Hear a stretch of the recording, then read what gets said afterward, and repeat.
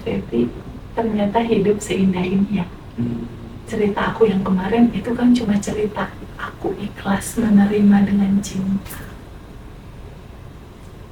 Jadi kebesaran hati dia untuk menerima semua kisah hidup dia di masa lalu dikasih hadiah sama Allah berupa kemudahan rezeki dia di masa sekarang dan pasangan yang baik akhirnya dia dapat.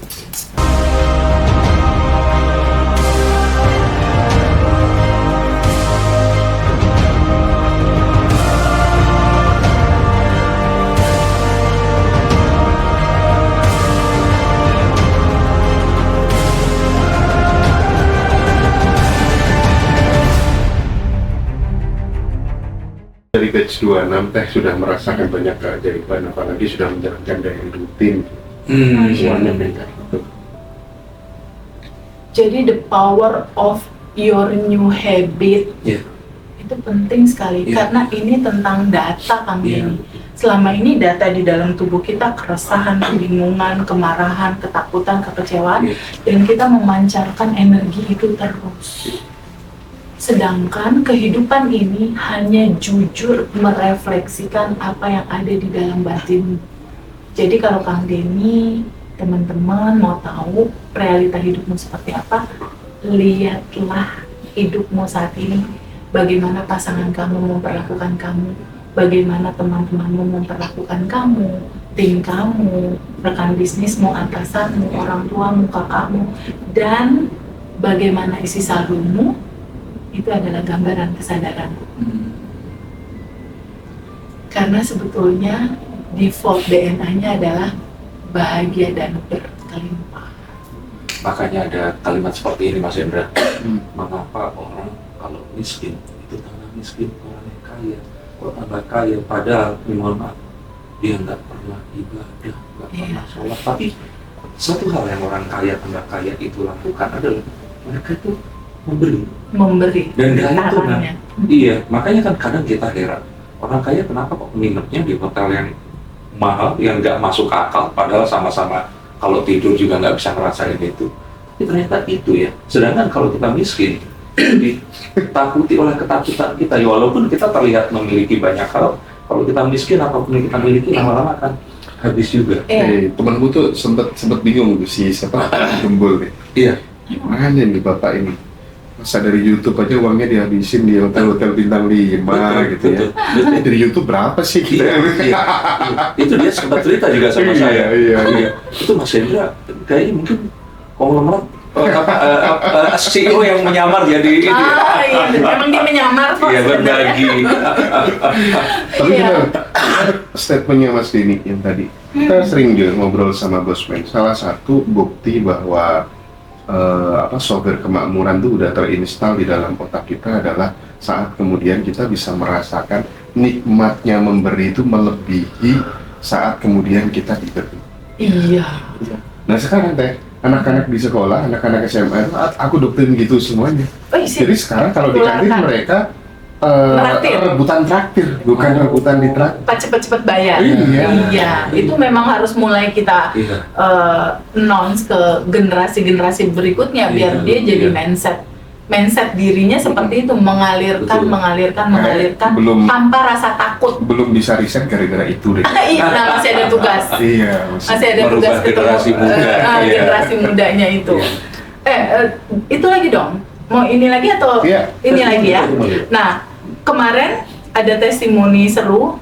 Jadi ternyata Mas Hendra, alumni kita awalnya kan dia terluka, ya sedih, ketakutan, punya utang, lama-lama dia jalanin daily rutin kan. Pas jalanin daily rutin, utangnya lunas, anak-anaknya semua bekerja di tempat yang enak karena udah dia kuantum jamin, uangnya juga banyak. Yang bikin haru berikutnya apa juga Pak? Dari dia terluka, dari awalnya dia mau bunuh diri, lalu dia sembuh, dia melewati hari-harinya, goal-goal dia tercapai. Berikutnya yang bikin aku haru adalah dia membantu teman-teman yang lain yang terluka satu-satu. Mas berhasil. Allahu Akbar. Itu yang aku aku kan tahu sejarah awalnya, bagaimana dia sedih, terluka, bingung, ini gimana solusinya, sampai pada akhirnya bangkit, sampai pada akhirnya tahu rasanya, sampai pada akhirnya dia selesai, anak-anaknya selesai, dia kuantum jamin, ada yang nikah, ada yang apa, udah selesai. Berikutnya, aku tahu misi jiwaku sekarang, kata alumni ini. Tapi gini, Mas Den, jadi ini yang justru bikin semangatnya aku sama Teteh untuk kemudian meng-copy paste Fedbi yang lainnya di berbagai macam daerah. Ini bakal jadi sebuah pemahaman apa ya, kalau bisa dibilang kayak gerakan kolosal pembangkitan kesadaran kolektif bangsa gitu. Jadi baru satu Fedbi efeknya udah kayak gini. Nah, kita bikin training of trainer.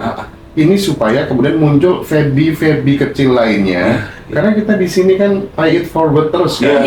Kita nyuruh alirkan lagi. Jadi menularkan. Teman-teman yang udah manifest kali ini, dia nanya, Mas Hendra, TVB aku bayar apa sama Mas Hendra sama TVB? Kita jawab, pay it forward.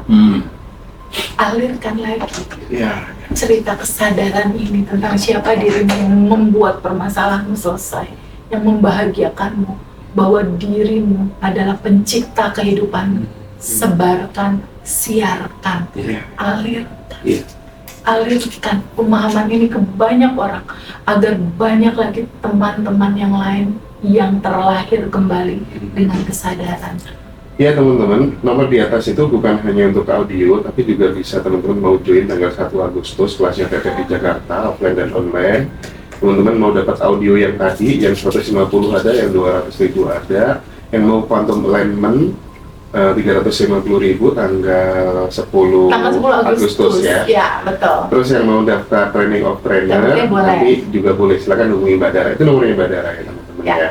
Nah, jadi teman-teman tuh ternyata seneng banget kalau melihat Teteh itu cerita true story seseorang bisa melewati fase kesulitan kehidupannya gitu. Iya. Jadi bangkit dari keterpurukannya tuh teman-teman tuh seneng banget. Kemarin ada yang privat Mas Hendra. Aku kaget ada ya cerita seperti itu. Aku belum cerita kamu Mas. Ada seseorang yang lahir di daerah di Pulau Sumatera apa Sulawesi ya, aku lupa. Umur 3 tahun, papa mamanya bercerai. Dia dipukul sama, dia terbiasa nerima pukulan dari keluarga dia.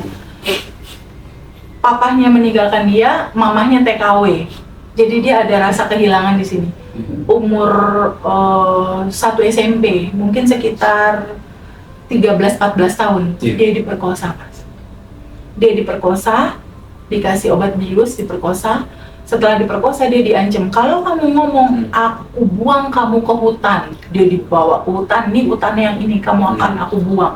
Aku nyatetin itu sampai gemeter gitu dengar cerita dia. Setelah dia diperkosanya intens gitu karena diancam.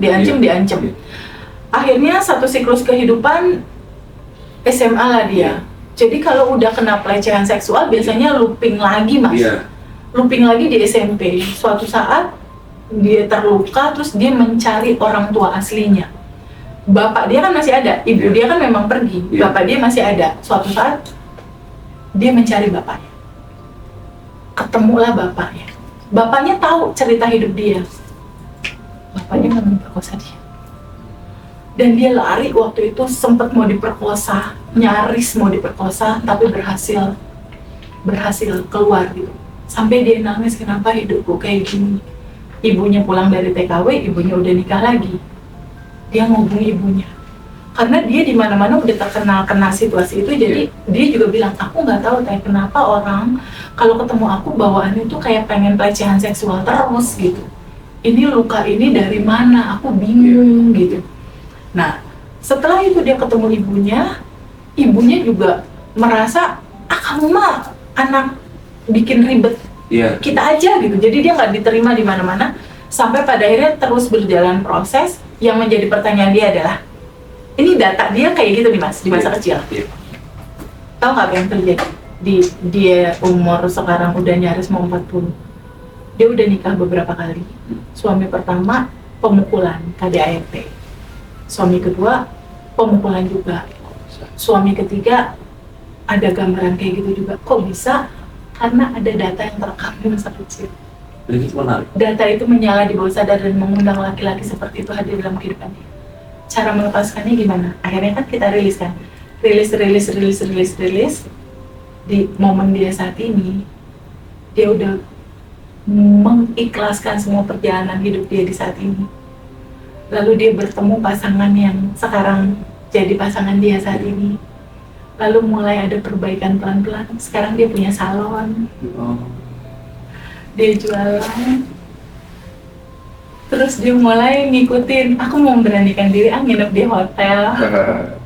Melayakan diri. Sesekali dia nginep di rumah, dia sama pasangannya nginep di hotel. Baru dia bilang, Teh Febi, ternyata hidup seindah ini ya. Cerita aku yang kemarin itu kan cuma cerita. Aku ikhlas menerima dengan cinta.